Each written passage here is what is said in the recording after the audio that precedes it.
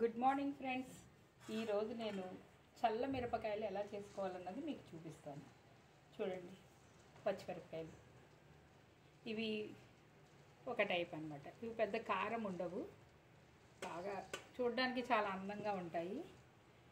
ఇలాంటి మిరపకాయలనే మనం తీసుకోవాలి. ఇది ఒక రకం మిరపకాయలు. ఈ రెండు మిరపకాయలని నేను మజ్జిగలో వేసి, మజ్జిగ మిరపకాయలని మనం సమ్మర్ రాగానే చేసుకుంటాము. వీటిని పప్పులో నంచుకోవడానికి చక్కగా ఉంటుంది. లేదంటే ఇవి ఎండిపోయిన తర్వాత పౌడర్ చేసుకుని నువ్వు వేడి అన్నంలో నెయ్యి వేసుకుని తింటే చాలా బాగుంటుంది. చూడండి, దీని ప్రిపరేషన్ ఎట్లా చేస్తానో చూడండి. ఫస్ట్ మనం జీలకర్ర తీసుకుందాం ఫ్రెండ్స్. జీలకర్రని కొంచెం పౌడర్ చేసేసుకుందాం.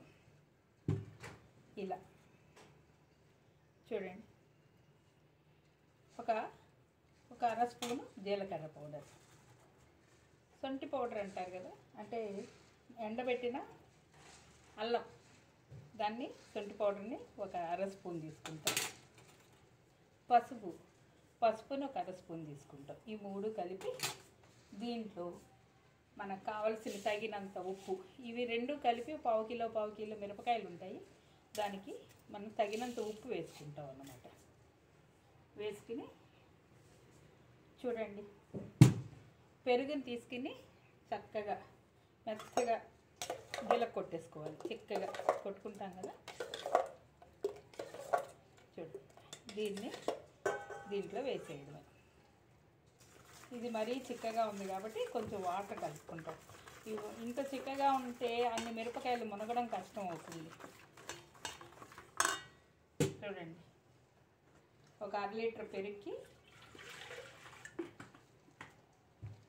ఒక అర లీటర్ నీళ్లు పోసుకుంటాం అన్నమాట. ఇలా బాగా కలిపేసుకోండి.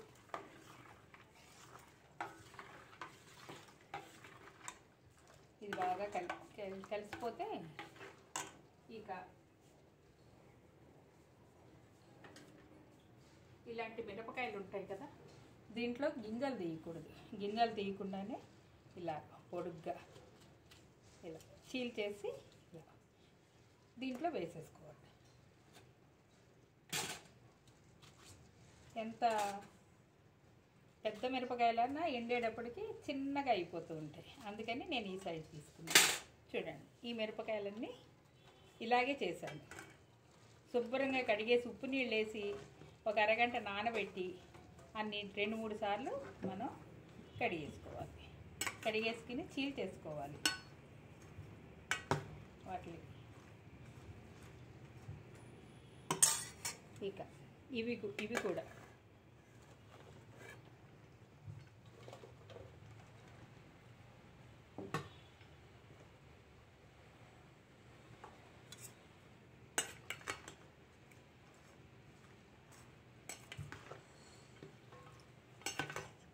నీళ్ళల్లో ఈ కొంచెం ఊరేటప్పటికి ఇవన్నీ బాగా కలిపేసుకుని ఒక కంటైనర్లో పెట్టేసుకుని ఒక రోజంతా 24 అవర్స్ ఉంచి వీటిని మళ్ళీ ఒకసారి కలుపుకోవాలి. అలా 3 డేస్ పైకి కిందకి కలిపితే బాగా ఈ మజ్జిగ అంతా ఈ ఉప్పు మిరపకాయలకి పడుతుంది. చూడండి, అలాగే 3 డేస్ అయిన తర్వాత మనం ఏం చేయాలంటే దీన్ని ఒక ప్లేట్, ఇలాంటి స్టీల్ ప్లేట్స్ తీసుకోండి. ప్లాస్టిక్ కవర్స్ దయచేసి వద్దు. ఇలాంటి స్టీల్ ప్లేట్స్ తీసుకుని ఈ బాగా మగ్గిపోయిన మిరపకాయలని ఇలా ఎండబెట్టుకోండి. ఇలా అడుగున మళ్ళీ ఇవన్నీ తీయగానే మజ్జిగ మిగులుతుంది. ఎంతైతే మజ్జిగ మిగులుతుందో ఈవినింగ్ మనం ఇలా పొద్దున్నే 3 డేస్ తర్వాత ఉదయాన్నే మనం ఇలా ఎండబెడతాం కదా, మళ్ళీ ఆ ఎండిపోయిన ముక్కల్ని తీసుకొచ్చి మళ్ళీ ఈ మజ్జిగలో వేయాలి. ఇలాగా ఈ మజ్జిగ దగ్గర పడిపోయేదాకా మనం దాంతో కలుపుకుంటే అసలు నిజంగా బాగా ఎండిపోయి కరకరలాడుతున్నప్పుడు మనం ఒక కంటైనర్లో పెట్టేసుకుని గట్టిగా మూత పెట్టుకుని పప్పుచారు అలాంటివి పెట్టుకున్నప్పుడు తింటూ ఉంటే నేతితో ముంచి ఏపామేమో అన్నట్టుగా మిరపకాయలు ఎంత రుచిగా, కారం లేకుండా, పిల్లలు కూడా అన్నం కంటే మిరపకాయలు ఎక్కువ తింటారు. అంత రుచిగా ఉంటే మీరు కూడా ప్రయత్నించండి. నచ్చితే సబ్స్క్రైబ్ చేయండి friends. Thank you so much.